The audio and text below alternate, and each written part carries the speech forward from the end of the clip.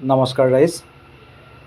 আমি পূব কামৰূপ অঞ্চলৰ সৰ্ববৃহৎ অনুষ্ঠান প্ৰত্যয় পৰিয়ালৰ আমি সকলো সদস্য হয় আজি 16 বছৰে বহাগৰ প্ৰথম দিনা আমি এক বিশেষ কাৰ্যসূচী পালন কৰোঁ।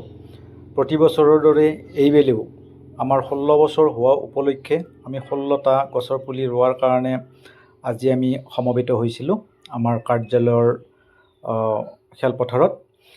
প্ৰথমতে আমি পতাকা উত্তোলন কাৰ্যসূচীত ভাগ লওঁ। আমাৰ স্বাভিমান, প্ৰতিজন সদস্যৰ স্বাভিমান ইয়াত জড়িত হৈ থাকে প্ৰত্যয়ৰ পতাকাৰ লগত। গতিকে আমি পতাকা উত্তোলন কৰা কাৰ্যত আমি সকলোৱে সন্মানীয় সভাপতিক সহযোগিতা আগবঢ়াওঁ।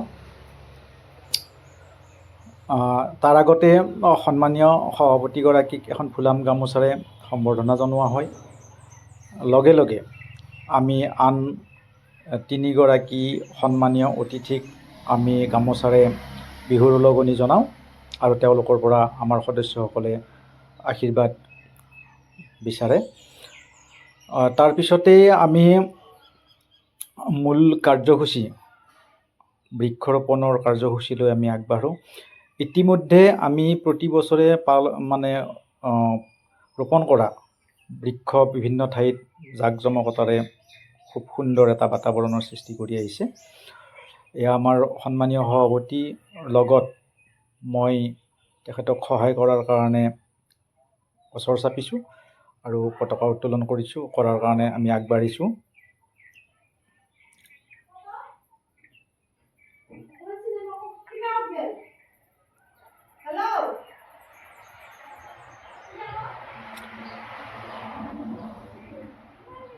তাৰপিছতে আমি প্ৰতিগৰাকীয়ে একোটাকৈ 16গৰাকী ব্যক্তিয়ে একোটাকৈ গছৰ পুলি আমি ৰোপণ কৰাৰ কাৰণে সাজু হওঁ।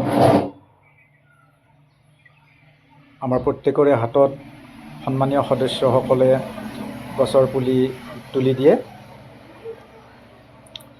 আৰু ইয়াৰ পিছতেই আমি 16টা ঠাইত আমি 16টি গছৰ পুলি ৰোপণৰ কাৰ্যসূচী সমাপন কৰোঁ।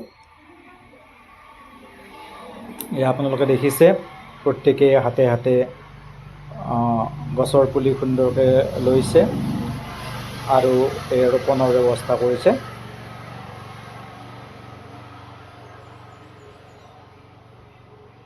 এয়া আমাৰ সন্মানীয় সদস্যসকলে প্ৰতিগৰাকীয়ে গছৰ পুলি ৰুইছে।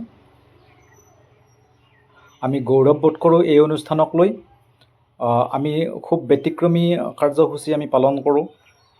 আমি দুখীয়া মেধাৱী ছাত্ৰ ছাত্ৰীক আৰ্থিক সাহায্য আগবঢ়াওঁ আৰু দুৰ্গতজনৰ ওচৰত আমি থিয় হ'বলৈ প্ৰচেষ্টা চলাওঁ।